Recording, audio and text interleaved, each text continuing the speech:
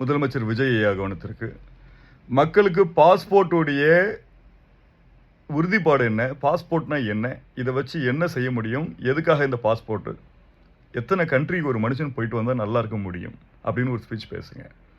தமிழ்நாட்டில் இருக்க இளைஞர்களில் எனக்கு தெரிஞ்சு ஒரு 3% 4% மட்டும்தான் ஃபாரின் கண்ட்ரிஸ்க்கு போயிட்டு வந்திருப்பாங்க. ஒரு கண்ட்ரிக்கு வேலைக்கு போயிட்டு வரவங்க, ஒரு டூரிசமாக போயிட்டு வரவங்க. பேலன்ஸ் இருக்கக்கூடிய இளைஞர்களில் பெண்களில் எனக்கு தெரிஞ்சு 80% 90% போனது கிடையாது. செலவாயிடுமேன்ற ஒரு பயத்தில் போகாமல் வந்திருப்பாங்க. அப்படி இல்லைன்னா எனக்கு எதுக்குன்ற இடத்துல இருப்பாங்க. நம்ம இளைஞர்களாக நம்மளுடைய இந்த 20 to 40 ஏஜில் இருக்கக்கூடிய ஆட்கள் இவங்க ஃபாரின் கண்ட்ரிஸ்க்கு போயிட்டு பார்த்துட்டு வரும்போது நம்ம கண்ட்ரி எதெல்லாம் மாற்றணுன்றதை அவங்களுக்கு தெரிஞ்சிடும். நிறைய யூடியூப் சேனல்ஸில் ஃபாரினில் இருக்க இளைஞர்கள் வந்து பேசி போடுறாங்க. ஜப்பான் ப்ரோஸ்னு ஒரு சேனல் இருக்காங்க. எங்கள் ஊரில் பாருங்கள், கூவத்தில் கூட மீன் போயிட்டுருக்குன்னு சொல்லிட்டு பேசுவாப்புல. இந்த ஸ்ட்ரக்சரைஸ் இப்படி ஜப்பானில் பண்ணியிருக்காங்கன்னு சொல்லி பேசுவாப்புல. நான் சொல்கிறது, நம்ம இளைஞர்கள் ஒரு வாட்டி ஃபாரின் கண்ட்ரி போய் பார்த்துட்டு வந்துட்டாங்கன்னா, நான் சொல்கிறது பேங்காக்கில் போய் கும்மி அடிங்கன்னு நான் சொல்லலை, நல்லதுக்காக சொல்கிறேன். நல்ல கண்ட்ரியில் போய் பார்த்துட்டு வந்துட்டிங்கன்னா நல்ல விஷயங்கள் எப்படி செய்யலாம்ன்றதை மக்களுடைய மனநிலையில் மிகப்பெரிய புரட்சியாக மாறிடும். நான் சொல்கிறது தேவையில்லாத டாக்கு, உன் வேலையை பார்த்துட்டு போயான்னு சொன்னீங்கன்னா, நான் சொல்கிறது என் கடமை. ஒரே ஒரு வாட்டி தான் நான் சொல்ல போகிறேன். அரசியல்வாதி மாதிரி ஒவ்வொரு நாளும் சொல்ல போகிறது கிடையாது. எவ்வளோ தெரியுதோ அவ்வளோதான் சொல்ல போகிறோம். என்னோட மிகச்சிறந்த அறிவாளிகளுக்கு நிறைய தெரியும். 20 கண்ட்ரி போனவங்க இருக்காங்க, 50 கண்ட்ரி போனவங்க இருக்காங்க. என் ஃப்ரெண்டில் ஒருத்தர் சிவான்னு ஒருத்தர் 97 கண்ட்ரி போயிட்டு வந்திருக்காரு. எதுக்கு இது சொல்கிறேன்னா, அத்தனை கண்ட்ரி போயிட்டு வந்த பிற்பாடு நம்ம நாட்டை பார்க்கக்கூடிய பார்வை வந்து வேறு. இந்த சிவாஜி படத்தில் ஒரு மாதிரி தான், நான் rich get richer, poor get poorer கிடையாது. புவர் கெட் புவருக்கான காரணமே இந்த புவர் வந்து நான் போய் ஃபாரினையோ ஒரு மைண்ட் செட்டை மாற்றக்கூடிய மனநிலை இல்லாததான் காரணம். எல்லாத்துக்கும் காரணம் இந்த மைண்ட் செட் தான். ஃபாரின் கண்ட்ரிஸில் போய் பார்க்கும்போது ஒரு ஃபுட் கோர்ட்டோ எதுவுமே எல்லாமே சிஸ்டமேட்டிக்காக பர்ஃபெக்டாக இருக்கும். நான் சொல்லி உங்களுக்கு புரிய வேண்டியது கிடையவே கிடையாது. எத்தனையோ திரைப்படங்கள் பார்த்துருக்கோம், எவ்வளவோ யூடியூப் வீடியோஸில் பார்த்துருக்கோம். ஒரு சிங்கப்பூரில் எடுத்துக்கிட்டோன்னா டூரிசத்துக்கு அவ்வளோ பெரிய இம்பார்ட்டன்ஸ் இருக்கும். இங்கே வந்துட்டு என்ன சுற்றி பார்த்துட்டு போனேன் 1.5 லட்ச ரூபா செலவு பண்ணிட்டு போனேன், 3 லட்ச ரூபா செலவு பண்ணிட்டு போனேன்னுவாங்க. அந்த 3 லட்ச ரூபாய்க்கான எக்ஸ்பீரியன்ஸை கொடுத்துருவாங்க. இதை தான் ஒரு முதலமைச்சர் செய்ய வேண்டிய வேலை. இதை நான் சொல்லி கொடுக்க வேண்டிய கட்டாயம் கிடையாது. உங்களுடைய 20 வயசுலேருந்து நீங்கள் பார்த்துருப்பீங்க. உங்கள் அப்பாவுடைய வளர்ப்புலேருந்தே ஒரு ஆயுதமாக எத்தனை நாடுகளுக்கு போயிட்டு வந்திருப்பீங்க.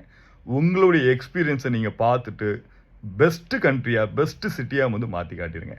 சிட்டின்னு சொல்லக்கூடாது, ஸ்டேட். ஏன்னா இந்த ஸ்டேட்டே உங்கள் கண்ட்ரோலில் இருக்குது. நான் ஓப்பனாக சொல்கிறேன், இந்த ஸ்டேட்டில் என்னென்னலாம் பண்ண முடியும்னு உங்களுக்கு நல்லாவே தெரியும். என்னோட உங்களுக்கு நல்லா தெரியும். உண்மைதானே? எதுக்கு இதை சொல்கிறேன்னா, முதல் நாள்லேருந்தே நீங்கள் கை வச்சிட்டிங்கன்னா 5 வருஷத்துக்குள்ளே சூப்பராக மாறிடும். வருஷத்துக்கு ஒரு வாட்டி கிரிப் காட்டுங்க. நான் இதெல்லாம் செஞ்சுருக்கேன், கிரிப் காட்டுங்க.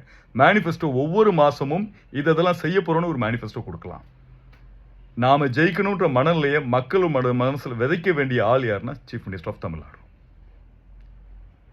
இதை நீங்கள் புரிஞ்சுக்கிட்டு மக்கள்கிட்ட என்ன எப்படி பேசணும், மக்களுடைய மனநிலைகள் எப்படி மாற்றணும், அவங்களுடைய ஆறா எப்படி, உங்களுடைய ஒவ்வொரு நிமிஷமும் இந்த தேசத்தை மாற்றக்கூடிய பலமான ஒரு ஆயுதம்ன்றது புரிஞ்சுக்கங்க. உங்களுடைய அமைச்சர்கள் தவறு பண்ணுறாங்க, இவங்க வந்து பண்ணுறாங்க, எம்எல்ஏஸ் தப்பு பண்ணுறாங்க, இந்த கான்சென்ட்ரேட்டுக்குள்ள நீங்கள் போகாதீங்க. உங்களுடைய பவரில் ஜெயலலிதா மாதிரி ஒரு கிரிப்பியான ஒரு ஆட்சி வச்சு பிரித்து கிடாசுங்க. தப்பு பண்ணுறேன்னா தூக்கி வெளியே போட்டுருங்க. தூக்கி வெளியே போட்டு திருப்பி கூட நீங்கள் வேற ஆளை மாற்றுங்க. அந்த தைரியத்துக்குள்ளே வாங்க. யாருக்காகவும் ஃபியரில் இருக்காதீங்க. இந்த ஸ்டேட்டை மாற்ற வேண்டிய கட்டாய கடமை உங்கள்கிட்ட இருக்குது. ஒவ்வொரு மனுஷனும் வளர்ந்து பில்லியனர் ஆகும்னா அவனுக்கு முதல்ல அறிவோடைய பலம் என்னன்னு தெரிய வரணும். தெரியுங்க, எங்களுக்கு எல்லாமே தெரியுங்க, நாங்கள் என்ன செய்கிறது. ஒரு விஷயம் எடுத்துக்கிட்டோன்னா, ஃப்ளைட்டில் போயிட்டு வந்தோன்னா ஃப்ளைட்டுக்கான எக்ஸ்பென்சஸ் அதிகம். அந்த பயத்திலே வேணாம், இது இவ்வளோ செலவு பண்ண முடியாதுன்னு இடத்துல இருக்காங்க. நாங்கள் எதுக்கு போய் ஊர் சுற்றி பார்த்துட்டு 3 லட்ச ரூபா செலவு பண்ணிட்டு வரணும், செலவு பண்ணிட்டு வந்தால் எங்களுக்கு தேவையில்லாமல். அப்படி கிடையாது. அதுக்கான இன்வெஸ்ட்மெண்ட்டை மைண்டில் மாற்றி அங்கே உள்ள தொழில்நுட்பத்தையோ இல்லை நம்ம தொழிலை அங்கே கொண்டு போய் நிப்பாட்டக்கூடிய பலத்தை பெற வைக்கிறது ஃபாரின் கண்ட்ரிஸ். ஃபாரின்ன்றது மிகப்பெரிய போர். அங்கே உள்ள அறிவாளிகளோடு தான் நம்ம எதிர்காலத்தில் போர் புரிய போகிறோம். அமேசான் உள்ள வந்து அவன் கண்ட்ரியோடைய பிஸ்னஸ் நம்மகிட்ட வச்சுட்டான், நம்மளை அண்டர்டேக் பண்ணிட்டான். உண்மை தானே?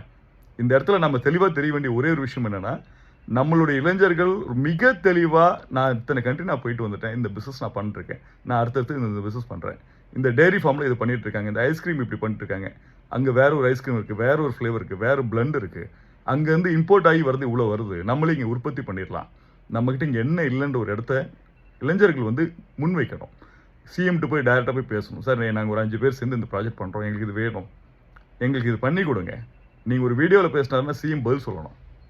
நான் சப்போர்ட் பண்ணுறேன், உங்களுக்கு சரியாக இருக்குன்னா பண்ணுறேன், உங்களுக்கு சின்னதாக ஒரு இன்வெஸ்ட்மெண்ட் கொடுக்க, அந்த இன்வெஸ்ட்மெண்ட் நீங்கள் எந்த அளவுக்கு நீங்கள் பலன் அடைங்கன்னு பார்த்துட்டு தான் அடுத்து செய்ய முடியும்.